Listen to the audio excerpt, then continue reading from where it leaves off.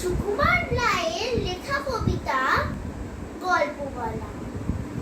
এক যে রাজা, ধন্য দাদা, রাজা নয় সে রাজপেয়াদা। তার যে মাতুল, মাতুল কিসে? সবাই জানে সে তার পিসে। তার ছিল এক ছাগল ছানা, ছাগলের কি গজায় দানা।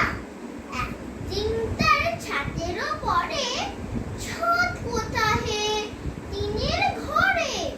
বাগানের এক কুড়ে মালি, মালি নয় তো মেহেরানি।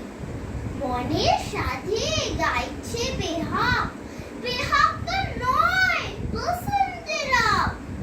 থনা বুঝায় দেখিয়েছি, আচ্ছা বলো চুপ করেছি। এমন সময় বিছানা ছেড়ে হঠাৎ মামা আসলো তেরে। ধরলো সে